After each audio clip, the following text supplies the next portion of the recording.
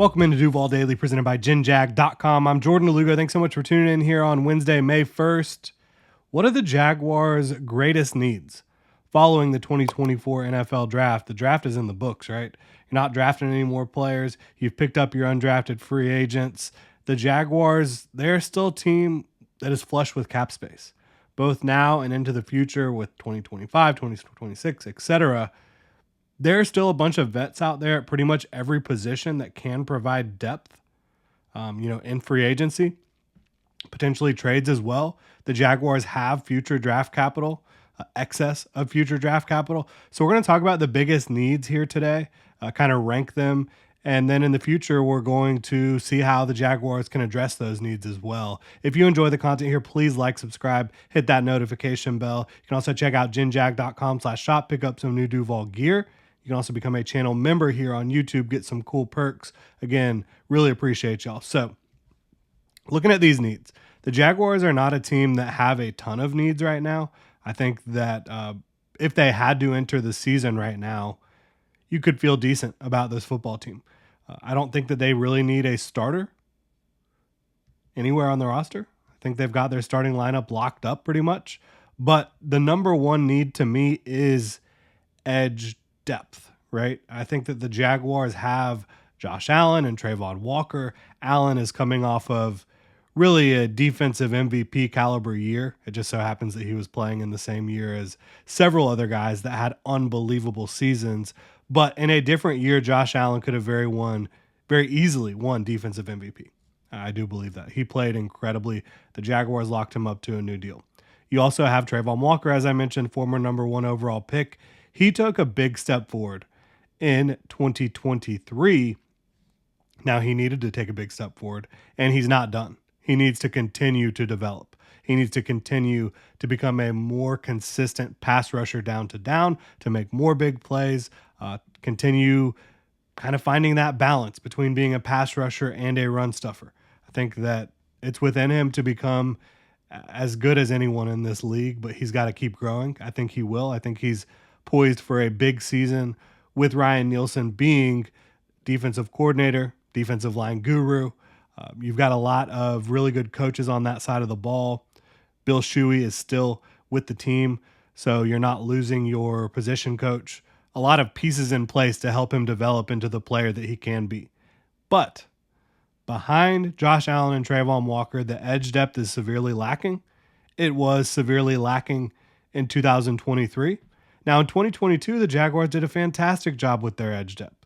They signed Arden Key. They brought back DeJuan Smoot. Smoot, pre-injury, pre-Achilles, was a damn good depth player. Arden Key was such a good depth player that he went and got signed to be a starter for the Tennessee Titans. So this is need number one for me. It really is. The reason being is on the defensive front, edge players. A depth player at the edge position is not someone who doesn't see the field. Like your backup offensive guard, your backup offensive tackle, you're hoping they don't see the field. Your third and fourth string edge players are going to see the field on the defensive side of the ball with the way you rotate guys in and out. You need a designated pass rusher behind your top two. You need guys that can come in and do the job. And now I will say, Eric Armstead can take reps at edge if you need him to. Mason Smith can take reps at edge if you need him to. Those guys can both set the edge on base downs. So that is something you can feel decent about. But then you're depleting what you have on the interior. So for me, you need another edge rusher, at least another edge rusher, a veteran that can come in and do the job, create some pressure. For me, I think they have enough guys that can stop the run. So it would really be more about, creating pressure on the quarterback, getting someone who can either push the pocket at an extremely high level or win one-on-ones and get into the backfield and sack the quarterback and disrupt things and make it easier for the rest of the guys around them. That's what I'd be looking at. That is need number one for me for the Jacksonville Jaguars. We will see if they decide in 2024 to do what they didn't do in 2023, which is really pursue someone and bring someone in that can get the job done, right? Like they brought back DeJuan Smoot last year. Coming off the Achilles, you knew that wasn't going to be a quick recovery. And then they also did meet with Jadeveon Clowney. They didn't sign him, But as Trent Baalke would like to remind you, they did meet with him. I think that the Jaguars need a veteran edge. There are veterans edge players out there, no doubt about it. Now, veteran cornerback talent, I think they could do with some more of that as well. They are bringing in Jerry Jacobs for a visit. Jacobs, covered him in the video this morning. He is a guy with a lot of experience playing outside. He's physical, he's aggressive, plays fast, but he's not a very good athlete at the cornerback position. Would he be good depth? Yes.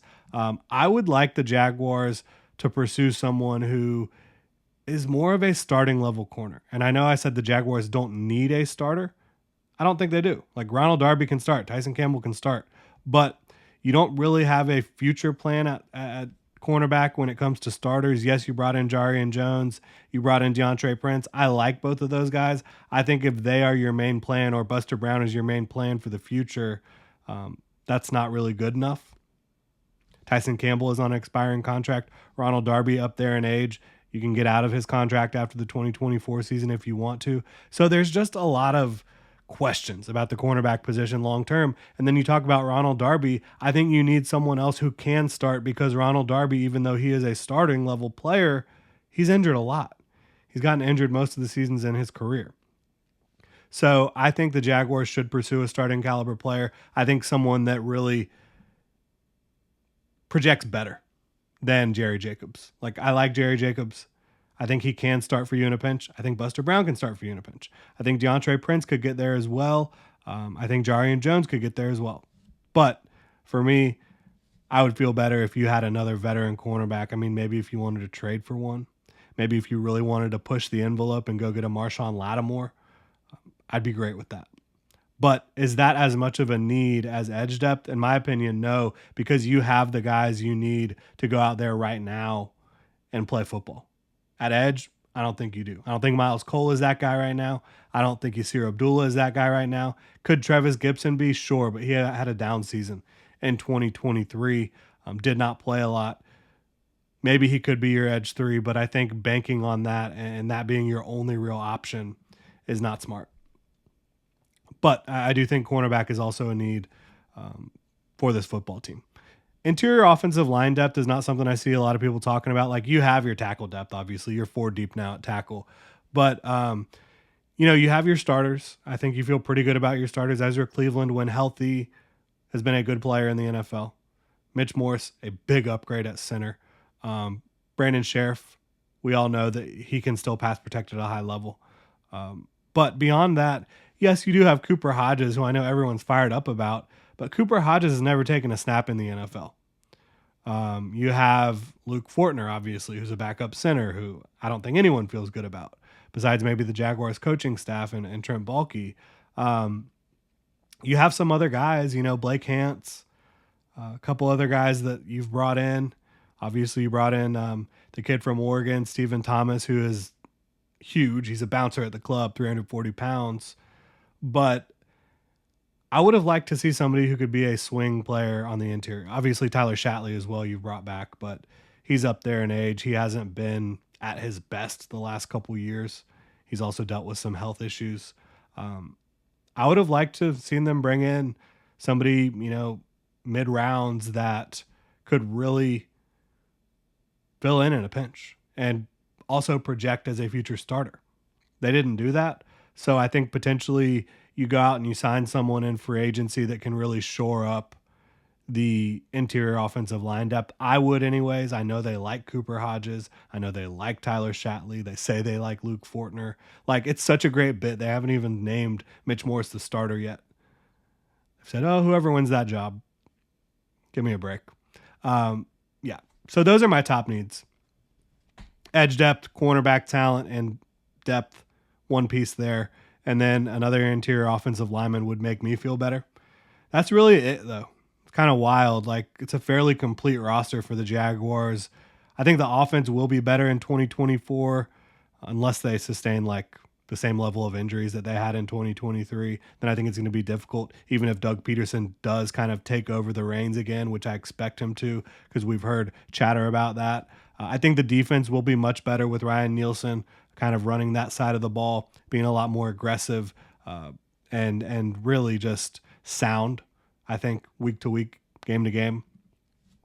And now that we have established the needs, as I mentioned before, I think figuring out how the Jaguars can address those needs is key. We're going to do that in some upcoming videos. We're going to have a video breakdown for each of those position groups, how the Jaguars can improve those groups prior to the 2024 NFL season kicking off.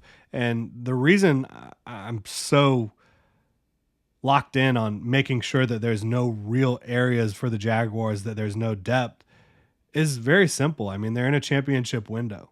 And I don't think you want any position group getting too injured to where you feel like they cannot help your football team win games, or at least just manage that group, right? So the Jaguars, whether you want to believe it or not, they should be competing for a championship. They should be feeling that way about themselves. I know Doug Peterson, the very first day he came into Jacksonville as the Jaguars head coach, said everything we do is preparing you to play in February. They need to be preparing this roster to play in February, continuing to fortify depth with the cap space that they have available. To me, makes a lot of sense. We'll see how it plays out, but really appreciate you guys tuning in. Let me know what you think about the Jaguars' needs, what their top needs are heading into 2024 after this NFL draft has wrapped up. If you enjoy the content, please like, subscribe, hit that notification bell. You can also check out jinjag.com/shop, pick up some new Duval gear. You can also become a channel member right here on YouTube and get some pretty cool perks. Y'all have a good one.